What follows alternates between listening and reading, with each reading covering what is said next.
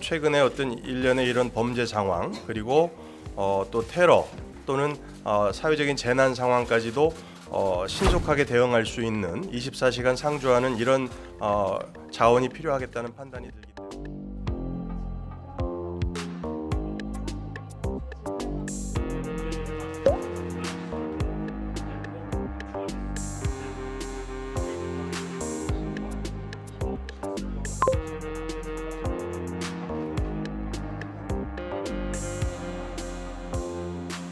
마지막 기수가 전역한 게 지금 4개월밖에 되지 않았습니다. 2017년에 폐지를 예고했을 때 병력 자원 감소가 주된 원인으로 이었던 것으로 알고 있는데요. 총리님께서 기존 병력 자원 범위 내에서 인력 배분을 효율화하겠다라고 말씀은 하셨는데 이게 구체적으로 실현 방안이 어떻게 될지 답변 부탁드립니다. 네, 경찰청장이 답변을 드리도록 하겠습니다. 기자님 말씀하신 대로 이제 저희가 의경이 완전히 폐지된 지가 불과 몇 달 안 됐습니다. 그러나 최근에 이제 일련의 국민들께서 우려하시는 상황을 봤을 때 사실 그 치안 인력을 가지고 감당해야 될 부분이 분명히 있거든요. 근데 이제 직업 경찰관을 늘리는 방안도 물론 대안이 될 수 있지만 그보다는 이 병력 자원을 총리님께서 말씀하신 대로 물론 우선순위가 있을 수 있겠지만 저희 의경이 기존 2만 5천까지 있었습니다. 한 4, 5년 전에.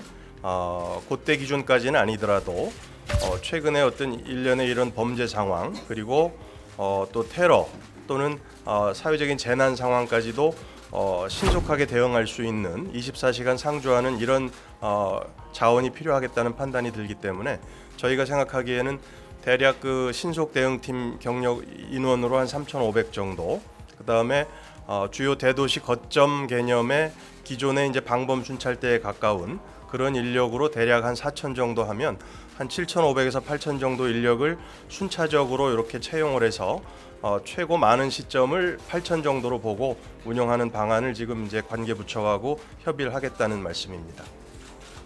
그리고 또 하나 추가로 말씀을 드리면 이거는 기존 그 병력 수급이 더 늘어나는 게 아니고 기존 범위 내에서 국방부와 이제 우선순위를 좀 협의하겠다 이런 말씀이고 저희 기준으로는 대략 한 7개월에서 9개월 정도가 최종 소요될 것으로 생각합니다. 그 담화문 발표하신 내용 중에 범죄 유형에 맞춰 경찰력을 거점 배치한다라는 내용이 있는데 이게 좀 내용이 추상적이어서요. 구체적으로 어떤 유형에는 어떤 식으로 배치한다는 뜻인지 좀 설명 부탁드립니다. 네, 경찰청장입니다. 이제 최근에 일련의 범죄가 사실은 크게 보면은 한 두세 가지로 이렇게 요약이 되는데요. 우선 다중 운집 장소에서 일어났던 예를 들어 신림역이나 서현역 같은 경우에 다중 운집 장소에서의 흉악 범죄, 흉기를 사용한 무차별 범죄가 대표적인 유형일 거고요.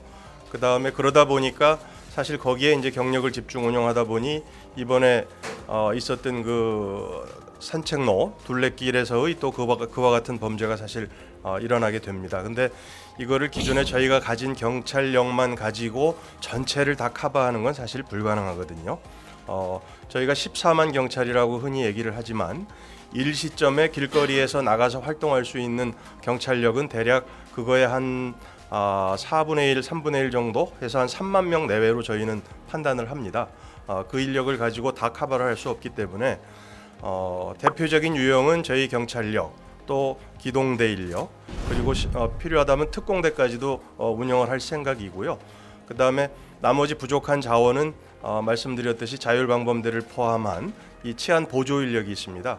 이 치안 보조 인력이 조금 더 현장으로 더 갈 수 있도록 그렇게 하겠다는 말씀이고요.